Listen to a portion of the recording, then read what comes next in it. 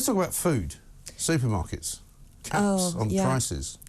So Rishi Sunak's why doesn't he do something that a Conservative Prime Minister would do, instead of making out that he's like some kind of Chairman Mao figure who's going to control everything that everybody does? Well, he's committed absolute blasphemy, of course, because it's not that long ago that he described himself as a Thatcherite. You know, an heir to Thatcher. I can't see Thatcher ever imposing food caps. No. So I was in one of the shires this weekend with family, and there were many terms bandied around, such as communist, technocrat. Yes. Who were they talking about? Rishi Sunak. Rishi Sunak. Well, he also claims to be a Brexiteer, but he hasn't shown much evidence of that either. No, also... With his good friend Ursula von der Leyen, as I like to call her.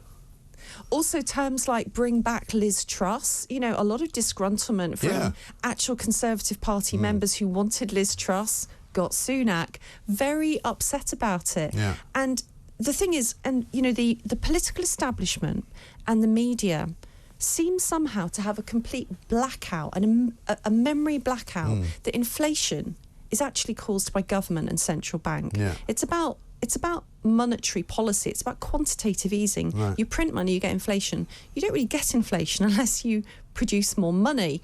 And so the very idea that what we need is more intervention is madness. But although the political establishment and the media have forgotten, a lot of ordinary people haven't forgotten. So my family were talking about what a counterproductive policy this will be, that people in this country might just produce less of those goods. Yeah. And so then more people from more companies from overseas might produce more of those goods. Right. The market will find a way around things. Ultimately, it's going to, it's not going to affect inflation. That's not what causes inflation. Right. Yeah, also, you're supposed to believe in the free market, aren't you? I mean, if you're a Conservative, you're supposed to believe in the free market, but more and more of what Conservative ideology appears to be at the moment is interventionist economics. You know, give people money to pay their electricity bill, give people money to, you know, help them out with their food bills, you know, tell, you know, gas and oil companies that you're going to put a windfall tax on them for making too much money. I mean, none of that is supposed to be Conservative policy, not any of it. No, well, there's a total lack of owning up to what's really going on, which is vast quantitative easing, effectively printing money, you know, on paper and digitally. You know, where we are now with strikes and wage inflation is only a cost. You turned into an Australian there for a minute. Yeah, wage I know, inflation. I'm so sorry. Wage inflation. It's By the way, it's some only more a train cost of that. strikes this week. Strike tomorrow. Strike on Friday, strike on Saturday. Well, of course, because that's what happens after quantitative easing inflation. You then get wage inflation. And, you know, the interest rates rises now are very much rearguard action. You know, interest rates work when they're applied in advance to prevent inflation, not afterwards, not after the horse has bolted. Right. So, although I have a little less sympathy for people who are suffering from the interest rate rises, because, you know, mostly it's people who've got mortgages who are saying, oh, my mortgage is so unaffordable now, I don't know what to do. Well, you know, that's the way it used to be. You used to have mortgage rates that fluctuated and went up and down. You never had a period of you know, what you might describe as sort of stagflation, where it was 1% or lower in the Bank of England's sort of monetary interest rate for so long. You know, that's unheard of. Certainly in my lifetime, we had the previous kind of 5 or 6 years, and suddenly people thought, oh, I can borrow cheap money. I'll just borrow loads of money. And now they're going, oh, blimey, the payments have gone up a bit. Well, the problem is at school, you know, there's this pressure on to be teaching them algebra till they're 18, and actually people need to learn about real-world finances and practically what you do with money in the real world. That's what our children need. And how about living within your means? How about teaching people that? I include the government in that, by the way. Yeah, but it's hard at the moment. Everything has got really expensive. Yeah, but it's very hard to balance your money every month now. I keep hearing this, but every time I go to a supermarket, it is rammed with people buying everything. So Is this new economic indicator? Mike's supermarket trips. Everyone's buying a lot of stuff, so we're all right. Because if people couldn't afford to buy anything, what are they doing there? I think Same at airports. Who are all these people? I'm feeling the squeeze. You know, maybe what they're doing, maybe they're in there for so long because they're trying to work out where the bargains are. Well, maybe they should stop buying quite so much, and then they might be able to afford a bit more. I mean, you know what I'm saying? I mean, people have got so much now in life. You know, in terms of, I grew up in the 70s. I'm not trying to make out that we were poor, but we weren't particularly well off, and we didn't really have very much, and there wasn't really much to buy. Now you can buy everything. You know, if you want to lease a Rolls Royce, even though you can't afford it, you can probably figure out a way of doing it. And you can drive around a Rolls Royce and go, look at me. But, you know, you couldn't do that in the 70s because you had to more or less buy everything. Yeah, that wasn't really an economic high period for this country, though, was it, the 70s? No, that's what I'm saying. But the point is that I'm not saying we should go back to that, but, you know, we did all right. Well, maybe we will be if... There was a lot fewer fat people around. I wasn't fat in the 70s, couldn't afford to eat much. Oh, and I used to walk around a lot as well because, you know, there was no other choice. I couldn't jump in a cab every 5 minutes if I wanted to go somewhere. I had to walk. I had a girlfriend who lived in North Finchley. I used to have to decide whether to get a cab on the way home or eat a kebab because it was the same price. And depending on what we'd been doing that night, sometimes I was hungry. So I walked all the way home from North Finchley to Hampstead. That was the choice. Oh, we're getting all the good stories today, aren't we? We're getting. You won't be hearing any similar ones like that from me. I was never making decisions between cabs and kebabs. I would hope that promise whichever young man you were going out with would deliver you home, and then he would worry about where he was going to get. Yes, in his bright red Ford. What was it? What was a kind of crummy car from those times? Was it a Capri or something? Oh, a Capri. No, that was quite a flash car. Can't remember what it was. Maybe it was an Escort. I'm trying to remember. Dim distant past. Right. Anyway. If you were really unlucky, it might have been a Fiesta. But...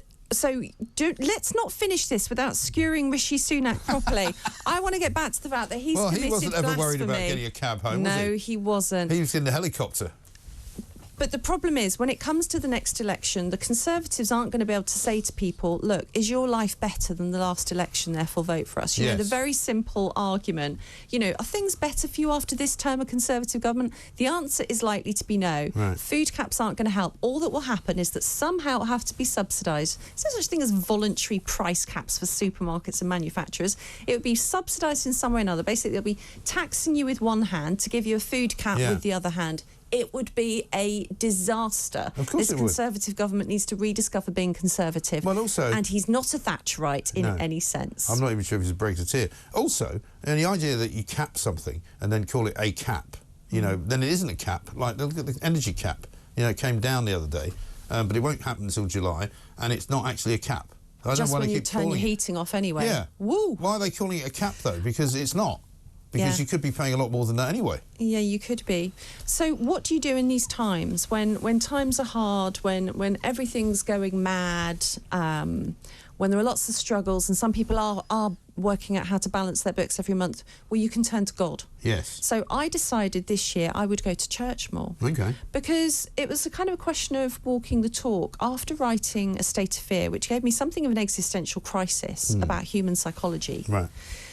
You know, seeing in our time how people were whipped up using propaganda and fear to comply with draconian laws. Yeah. And then writing my next book, Free Your Mind, which is all about how you resist manipulation. They keep coming back to, they keep bringing me back to what you can do as an individual to have a strong sense of values, to get spiritual nourishment, to do things that provide more stability for society. So I thought, well, I'm going to try this. Right. I'm going to try going back to church. It's been a long time since my C of E school. Yes.